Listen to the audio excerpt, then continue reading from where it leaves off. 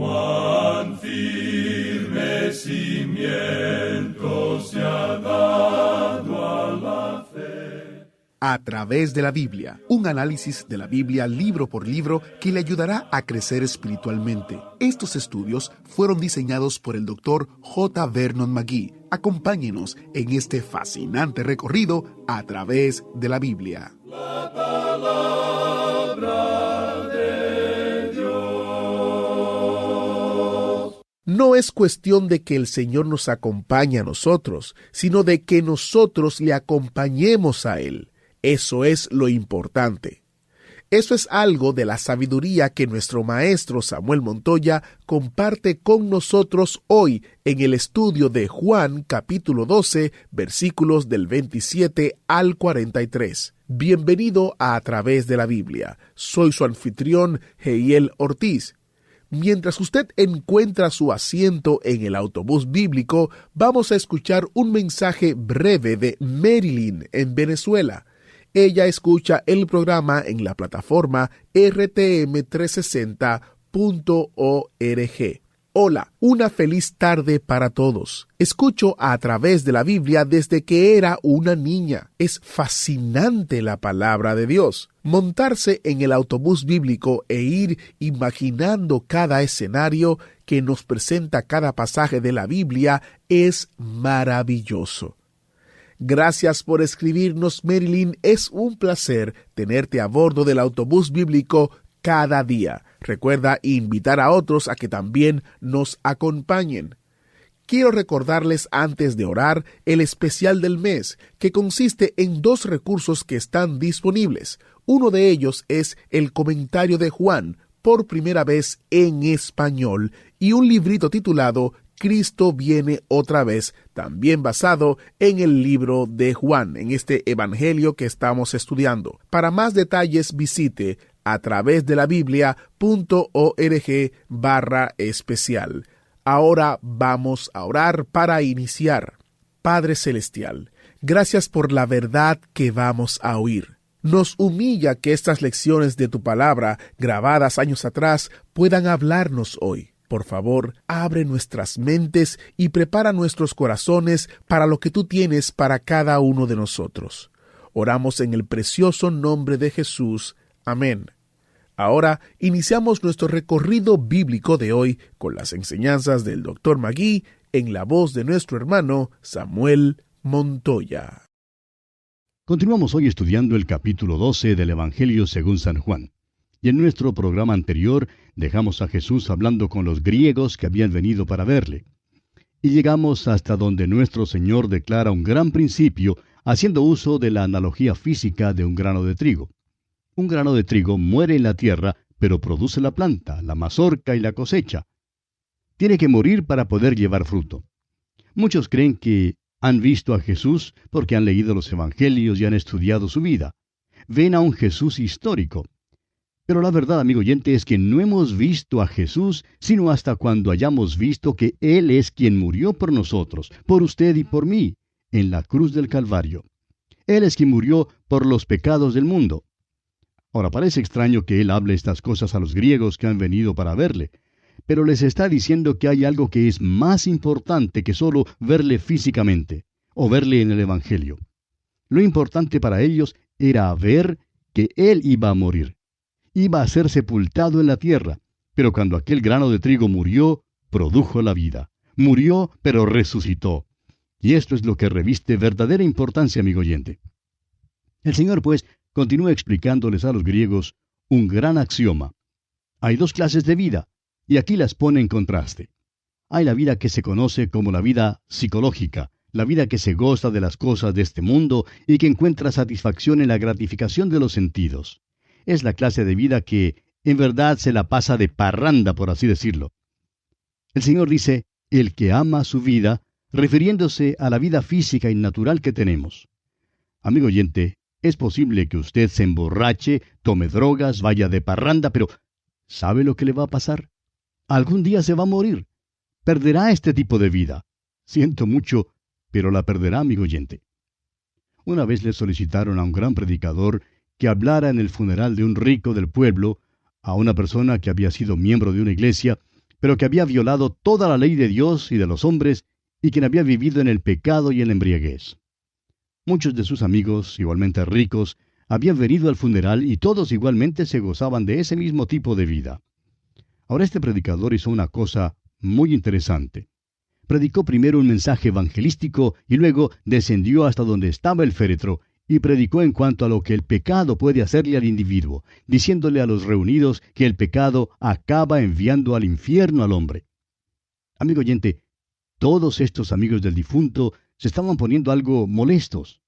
Luego el predicador les dijo a los allí presentes que él quería que pasaran para mirar al hombre en el féretro. Y les dijo que su vida ya había terminado. Había despreciado a Dios y había vuelto su espalda a Jesucristo. Y dijo entonces, así morirán también todos ustedes, a menos que se vuelvan a Jesucristo. Ahora, amigo oyente, ¿no le parece a usted que este predicador habló con suma claridad y sin rodeos? Pues bien, necesitamos hablar muy claro. Esto es lo que el Señor Jesucristo quiere decir cuando expresó, el que ama su vida, la perderá. Luego nuestro Señor hace un contraste. El que aborrece su vida en este mundo, para vida eterna la guardará. Esto significa que usted no vive para este mundo ni para las cosas de este mundo. Usted guarda su vida para la vida eterna. Ahora, ¿de dónde procede la vida eterna?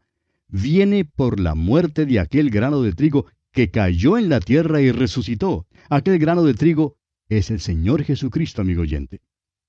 Luego, el Señor Jesús les pide a estos griegos que le sigan. Su hora ha llegado y Él va hacia la cruz. No hay tiempo para hablar con ellos, pero les pide que le sigan a la cruz. Les promete que donde Él esté, sus siervos también estarán. Si alguno me sirviere, dijo el Señor, mi Padre le honrará. Continuemos ahora leyendo los versículos 27 y 28 de este capítulo 12 del Evangelio según San Juan. Ahora está turbada mi alma, ¿y qué diré? Padre, sálvame de esta hora. Mas para esto he llegado a esta hora. Padre, glorifica tu nombre. Entonces vino una voz del cielo, lo he glorificado y lo glorificaré otra vez. Hay ciertos aspectos del sufrimiento de Cristo en la cruz que ni usted ni yo, amigo oyente, podemos comprender. No solamente sufrió en manos de los hombres. Eso era suficientemente malo en sí, pero sufrió más aún. Es que el pecado suyo y el mío fue puesto sobre él. Allí en la cruz, Cristo fue el varón de dolores y experimentado en quebranto. Llevó el pecado del mundo, siendo Él sin pecado. Ciertamente llevó Él nuestras enfermedades y sufrió nuestros dolores, dice el profeta. Nuestro pecado fue puesto sobre Él. Ahora esto no es algo teórico, pues literalmente Jesús fue hecho pecado por nosotros. Con todo eso, Jehová quiso quebrantarlo, sujetándole a padecimiento, y puso su vida en expiación por el pecado. Fue santo, inocente, sin mancha y apartado de los pecadores, pero fue hecho pecado por usted y por mí, amigo oyente. Cristo sufrió como ni usted ni yo podemos comprender. El alma de Jesús estuvo horrorizada ante aquella cruz, pero Él sabía que para eso había venido, para ir a la cruz y para sufrir su oprobio. Pero también hubo gloria en esa cruz. Debemos pensar más en ella y darle más gracias a Él.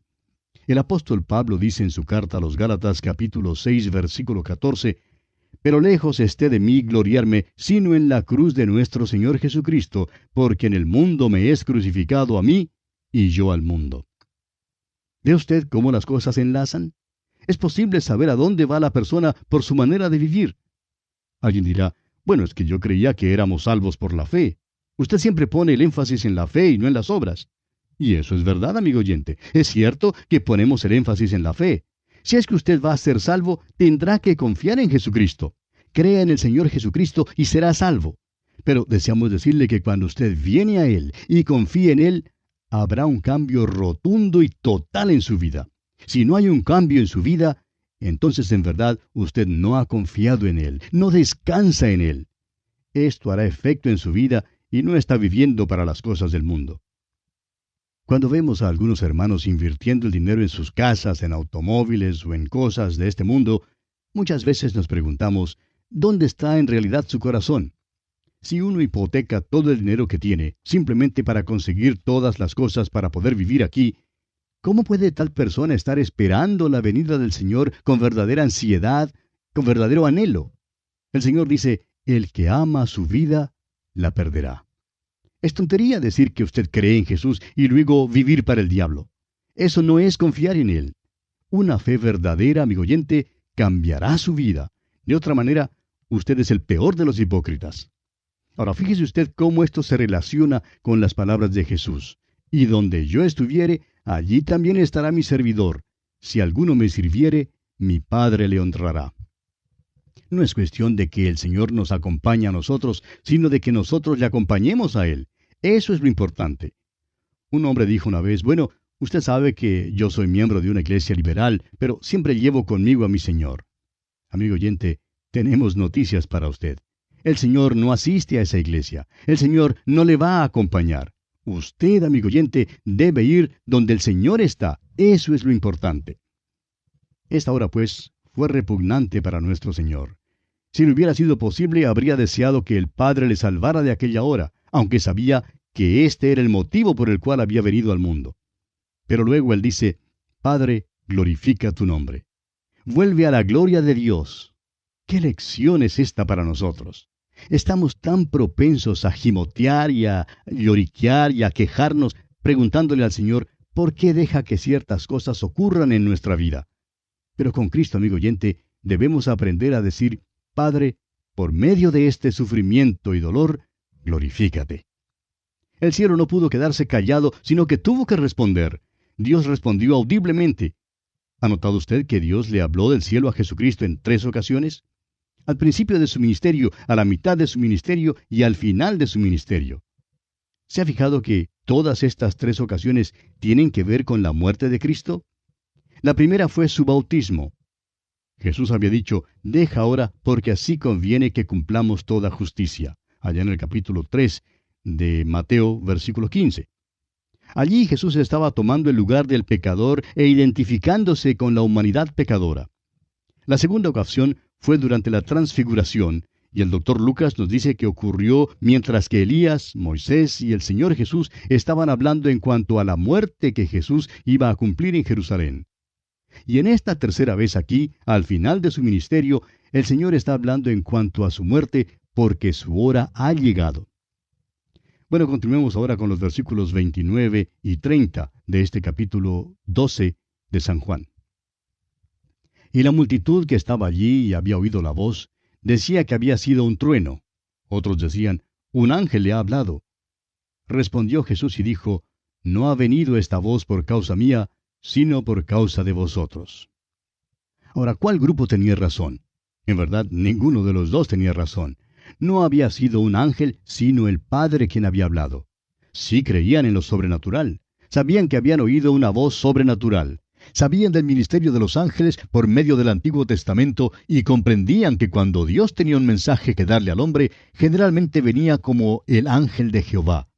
Pero no comprendían que este era el Cristo preencarnado. Sin embargo, nosotros consideraríamos esto como el punto de vista de teología conservadora, porque admitieron que era un mensaje de Dios. Los otros dijeron que había sido un trueno.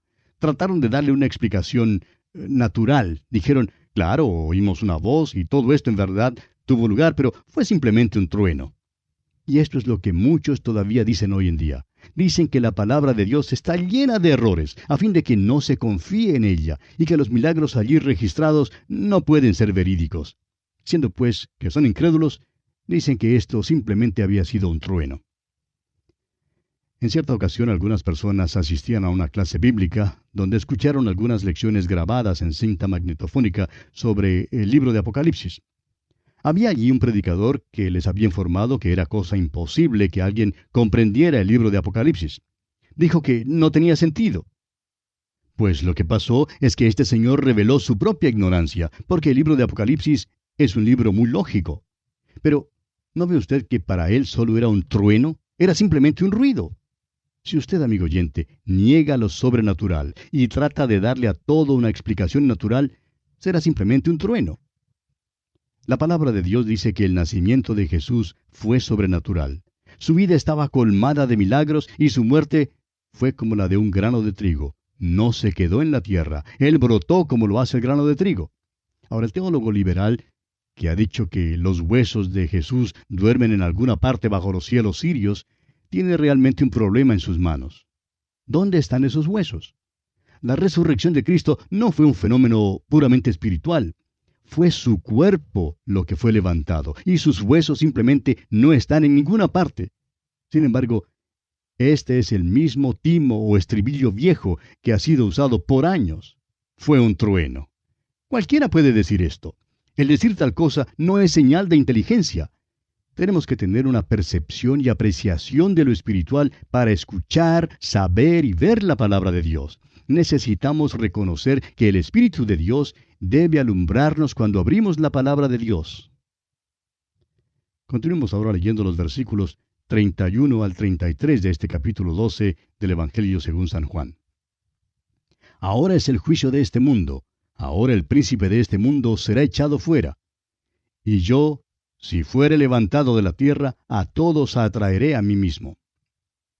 Y decía esto dando a entender de qué muerte iba a morir. La muerte de Cristo en la cruz fue el juicio del mundo y del príncipe de este mundo. Esa es una de las cosas de las cuales el Espíritu Santo da testimonio según el capítulo 16 de este mismo Evangelio de Juan, versículos 7 al 11. Vivimos en un mundo que es juzgado.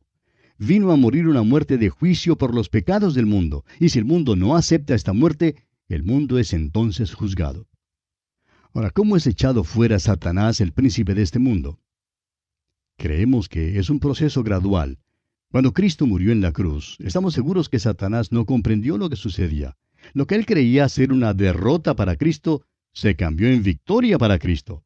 Satanás perdió la batalla en la cruz, y por eso el Señor pudo decir que el príncipe de este mundo sería echado fuera. Luego, en Apocalipsis capítulo 12, versículo 10, se nos dice que Satanás ha sido lanzado fuera del cielo. Esta es la segunda etapa. Más adelante, en Apocalipsis capítulo 20, versículo 3, fue arrojado al abismo. Y por último, en Apocalipsis capítulo 20, versículo 10, Satanás es lanzado en el lago de fuego y azufre. Y esta es la última etapa de su derrota. En la cruz su condena fue sellada. La cruz marca la victoria de Cristo y la derrota de Satanás. Ahora Jesús pone el énfasis en su muerte redentora. Su muerte atraerá hacia Él a todos los hombres. Aquellos que creen serán salvados. Aquellos que le rechazan serán condenados. Considere usted, amigo oyente, cuán importante es levantar a Jesús delante de los hombres, de poner el énfasis sobre su muerte redentora. Hay multitudes que pasan por las iglesias hoy en día y que no oyen la palabra de Dios. Piensa en los obreros, en los estudiantes, en los que llevan el uniforme del país y en los ricos. Ellos no oyen. Hoy en día hay tantas iglesias que no están levantando a Jesús, el Señor crucificado. Amigo oyente, el Evangelio debe ser predicado y el Evangelio tiene que ver con un Cristo que fue crucificado. Continuemos ahora con los versículos 34 al 36 de este capítulo 12 de Juan. Le respondió la gente: Nosotros hemos oído de la ley que el Cristo permanece para siempre. ¿Cómo pues dices tú que es necesario que el Hijo del Hombre sea levantado? ¿Quién es este Hijo del Hombre? Entonces Jesús les dijo: Aún por un poco está la luz entre vosotros. Andad entre tanto que tenéis luz, para que no os sorprendan las tinieblas, porque el que anda en tinieblas no sabe a dónde va. Entre tanto que tenéis la luz, creed en la luz, para que seáis hijos de luz. Estas cosas habló Jesús, y se fue y se ocultó de ellos. Aquella multitud en verdad está confundida. Dicen, la ley dice que cuando Cristo venga, reinará para siempre. Y ahora tú dices que no permanecerás, sino que vas a morir. Simplemente no comprendían. ¿Y qué fue lo que ocurrió entonces? Jesús ahora se aparta y así termina su ministerio público. Nunca aparecerá públicamente de nuevo, sino hasta cuando venga a esta tierra para establecer su reino. Continuemos ahora con los versículos 37 al 41 de este capítulo 12 de Juan. Pero a pesar de que había hecho tantas señales delante de ellos, no creían en él. Para que se cumpliese la palabra del profeta Isaías que dijo: Señor, ¿quién ha creído a nuestro anuncio, y a quién se ha revelado el brazo del Señor? Por esto no podían creer, porque también, dijo Isaías, cegó los ojos de ellos y endureció su corazón, para que no vean con los ojos y entiendan con el corazón y se conviertan, y yo los sane. Isaías dijo esto cuando vio su gloria y habló acerca de él. Ahora nos enteramos del problema aquí. Ellos estaban viviendo según la luz de aquel entonces. La profecía de Isaías se cumplía con ellos. Esta es una cita de aquel gran capítulo de redención en Isaías capítulo 53, que habla de la muerte de Cristo. La muerte de Cristo fue presentada a ellos, pero la rechazaron. Estaban enceguecidos a la luz que les había sido presentada. Era como el hombre que se despertó por la mañana y se dijo: «Hoy no voy a ver, y tendré cerrados los ojos durante todo el día». Bueno, el tal sería tan ciego como el que no puede ver. Ellos podrían haber abierto los ojos, pero no quisieron. Ahora la cita es de Isaías capítulo 6. Usted puede apuntar que dice así: «Cegó los ojos de ellos y endureció su corazón». Y eso es verdad. Pero debe ser leído en su contexto. Jesús se ha presentado a ellos como el Mesías y como su Rey. Han oído el Evangelio y lo han rechazado. Han rechazado personalmente a Jesús. Ahora, Él les rechaza a ellos. Y escúchenos con cuidado, amigo oyente. Ellos no le aceptaron, y entonces llegó el día cuando ya no les fue posible aceptarle. Amigo oyente, lo más peligroso es oír el Evangelio y luego volverle la espalda. Si simplemente sigue oyendo y no lo acepta, llegará el día cuando ya no le será posible oír y cuando no podrá venir. Dios es Dios, y Él tiene la palabra final. Continuemos ahora leyendo los versículos 42 y 43 de este capítulo 12 de Juan. Con todo eso, aun de los gobernantes muchos creyeron en él, pero a causa de los fariseos no lo confesaban para no ser expulsados de la sinagoga, porque amaban más la gloria de los hombres que la gloria de Dios. Y esto es una lástima verdaderamente. Y creemos que hay también creyentes secretos hoy en día que son cobardes y temerosos. Más adelante aquí en este Evangelio según San Juan, encontraremos a dos de estos creyentes secretos quitando el cuerpo de Jesús de la cruz. Continuaremos, Dios mediante, en nuestro próximo programa. Deseamos a usted las incontables bendiciones del Señor en su vida. ¡Wow! Este fue un gran estudio. Si le gustaría oírlo de nuevo o compartirlo con un amigo, visítenos en atravesdelabiblia.org. Mañana empezaremos a ver el diálogo más largo grabado que dio Jesús. Es el discurso de El Aposento Alto, el cual empieza en Juan capítulo 13. Quizá querrá leerlo antes del estudio de mañana. Espero que suba a bordo del autobús bíblico mientras continuamos en nuestro viaje de 5 años a través de la Biblia. Soy Jehiel Ortiz y si Dios lo permite estaré aquí guardándole un asiento especial solo para usted. ¿Fue de ayuda para usted el estudio de hoy? ¿Desea enviarnos algún comentario de lo que ha estado escuchando? Entonces escríbanos, no espere más. Nuestro correo electrónico es atv@transmundial.org. atv@transmundial.org. Si desea recibir las notas y bosquejos de lo que estamos estudiando, suscríbase gratis en nuestra página en internet, a través de la Biblia.org/notas, a través de la Biblia.org/notas. También puede escribirnos a través de la Biblia, apartado 2805, Miami, Florida, 33265, Estados Unidos. A través de la Biblia, apartado 2805, Miami, Florida, 33265, Estados Unidos. Esta fue una producción transmundial. Todo lo pagó Cristo, quien por mí libremente derramó su sangre carmesí.